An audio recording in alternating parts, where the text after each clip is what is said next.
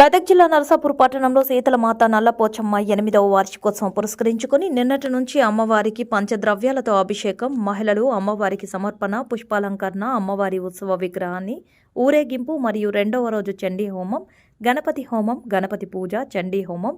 ముఖ్య అతిథులుగా ఆత్మానంద ఆశ్రమం వెంకటస్వామి గురుస్వామి, తోగుట పీఠాధిపతి మాట్లాడుతూ ప్రతి ఒక్క మహిళ శుక్రవారం, మంగళవారం లలిత సహస్రనామావళి మరియు అమ్మవారి అర్చన పారాయణం చూస్తూ ఉంటుందని తెలిపారు.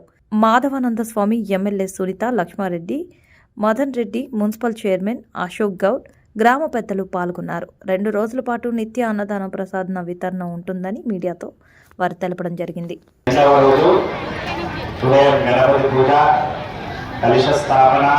అనంతరం స్థాపిత దేవతా హోమము, చండీ సప్తశతి మహాయాగం ప్రారంభం జరిగింది. ప్రతి సంవత్సరం మనం ఇంత ఘనంగా భక్తి శ్రద్ధలతో బ్రహ్మాండంగా నిర్వహించుకోవడానికి పరిపూర్ణంగా మనకు ఆశీస్సులు అందిస్తూ మనకు ప్రతి సంవత్సరం మన కార్యక్రమానికి వచ్చేసి మనందరినీ కూడా పునీతుల్ని చేస్తున్నటువంటి ఆత్మానందాశ్రమ వ్యవస్థాపకులు పూజ్యపాదులు నాదేవ వెంకటస్వామి వారు ఇప్పుడు మనకందరికీ కూడా అనుగ్రహ భాషణం చేస్తారు. స్వామివారి కార్యక్రమాలు మనకందరికీ సుపరిచితం. వారు చేసే ప్రతి కార్యక్రమం కూడా నభూత భవిష్యత్తుగా ఉంటుంది. కోటి పీడికల మహాయాగం కానీ, కోటి తులసీకాండ దామోదర యజ్ఞం, కోటి లింగార్చన, ఇలా ఎన్నో కార్యక్రమాలు అసాధ్యం కానటువంటివన్నీ కూడా సుసాధ్యం చేసినటువంటి గురువర్యులు వెంకటస్వామి వారు. వారు ఇప్పుడు మనకు అనుగ్రహ భాషణం ఆశీర్వచనం చేస్తారు. ఎవరు కూడా మాట్లాడకుండా చక్కగా స్వామివారి సందేశాన్ని విని పునీతులు అవుతారు. స్వామి సద్గురునాథ మహారాజ్.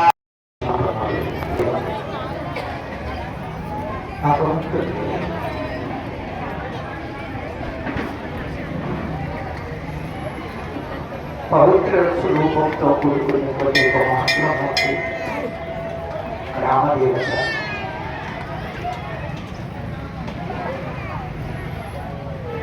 మనందరికీ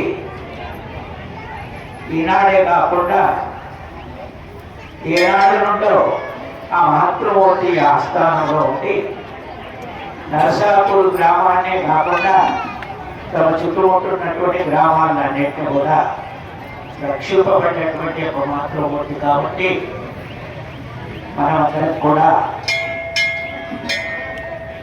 ఆ అమ్మకు చరణాగతులు పొంది పరమ పూజ్యాన్ని గ్రహింపబడి పరమ సంతోషం మీకు ప్రయాణింపగలిగేటటువంటి యోగాన్ని కలుగజేసుకొని మన జన్మ చేసుకునేటటువంటి ఒక భాగ్యాన్ని నోచుకోవడానికి కోసమయ్యి మనమందరం కూడా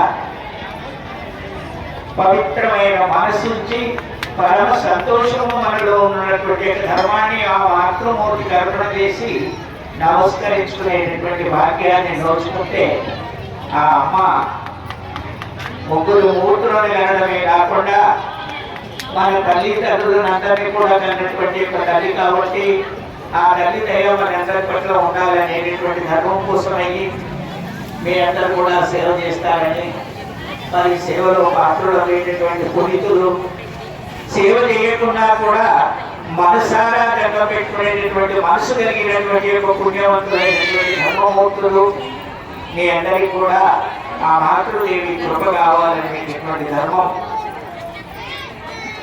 మీ అందరికీ చెప్పడం జరుగుతుంది.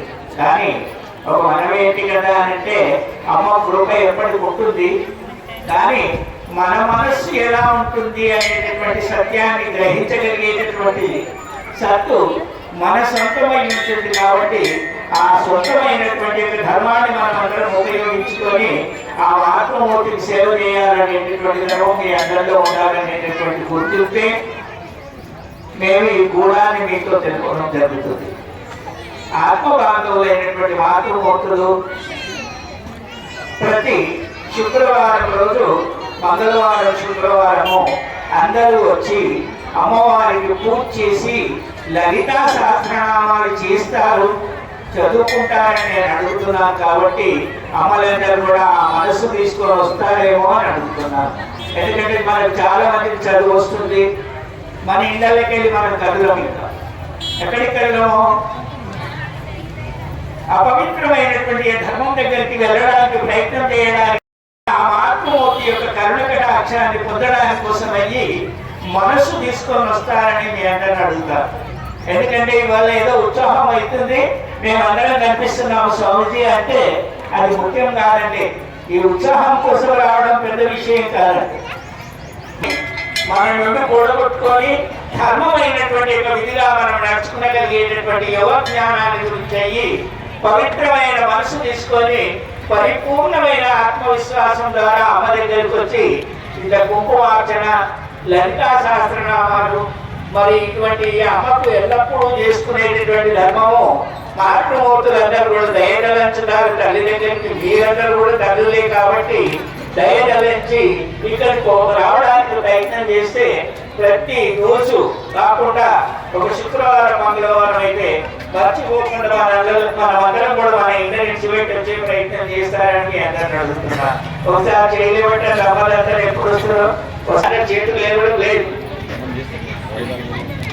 ఎందుకంటే మన వైద్యులము ఆరోగ్యం గురించి వచ్చి ప్రసాదం తీసుకునేటటువంటి పవిత్రత మనందరి హృదయంలో ఉంటే మనకు ఉండేటటువంటి అజ్ఞానమైన అనాలోచనలు, మనకు లేనిపోనేటువంటి కల్పన చేసుకొని ఇల్లును అగ్నిలాగా మార్చుకునేటటువంటి ధర్మాలు మన వెంట తిరుగుతున్నాయి. కాబట్టి వాటిని మనం పొడగొట్టుకోవాలంటే అమ్మ దగ్గరికి వచ్చి మన మనసులో ఉన్నటువంటి కర్తను తీసి, మహాత్ముదేవి మీ పాదాల దగ్గర పెట్టిపోతున్నారు, ఎల్లప్పుడూ నా ఇల్లు కానీ, నా సంసారం కానీ, నాకు ఉండేటటువంటి భోగభాగ్యాలు కానీ, మరి సుమంగళ రూపాన్ని కానీ గ్రహించగలిగేటటువంటి ఆ ప్రసాదాన్ని మాకు ప్రసాదించండి అమ్మా అనేటటువంటి ధర్మం కోసం మనం అందరం సేవ చేద్దామని ఒకసారి వాళ్ళొక్కసారి చేతి లేకపోతే చూడాలని ఉంది నాకు.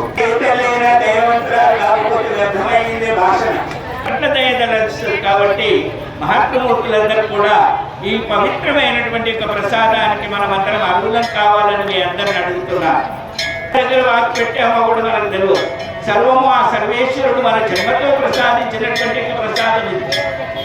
మన జన్మ ఏ విధంగా అయితే వచ్చిందో మనలో ఉన్నటువంటి అజ్ఞానంధకారాన్ని కూడగొట్టుకొని జ్ఞానం ఉపయోగించుకొని ఆ మహాత్ముదేవిని స్మరణ చేస్తే మనకు ఉత్తోత్తమైన లక్షణం ఏర్పడుతుంది. చిత్తంలో పరమ సంతోషం ఉంటుంది, సర్వేశ్వరుని యొక్క కృప ఉంటుంది, దారిద్ర్యం అనేటటువంటి పీడితం మన నుండి దూరం అయిపోతుంది, మన వారికి ఎల్లప్పుడూ రక్షణ కలుగుతుంది అనేటటువంటి ధర్మం కోసము మనమందరం సేవ చేయాలి. ఇక్కడికి పోతామంటే ఎవరు వద్దన్నారు, మనం ఇంకెక్కడికన్నా పోతామంటే ఎవరైనా అడుగుతారు, ఏంటి మీరు ఎక్కడికో వెళ్తున్నారు, ఏంటి తయారవి అని అడుగుతారు ఇంట్లో మనవారు. మరి ఎక్కడికి పోతున్నాను అంటే నల్లపూసల దగ్గరికి వెళ్తున్నాను, ఆ తల్లి దయదలించాలనేటటువంటి దండం పెట్టుకోవడానికి, అర్చన చేసుకోవడానికి వెళ్తున్నాను అంటే చక్కగా ఎంత వాళ్ళకు కోపం ఉన్నా పోవద్దని ఇసురని నేను ఆశీర్వచనం చేస్తాను. అమ్మను కూడా వరం అడుగుతాను. ఎందుకంటే అమ్మ ఈ తల్లులకందరికీ మీ కృప, మీ కటాక్షమును ప్రసాదించి మీరు వారికి ఆశీర్వచనం ఇవ్వండి అనేటటువంటి ధర్మాన్ని కోరుకొని పోతాను నేను ఇవాళ.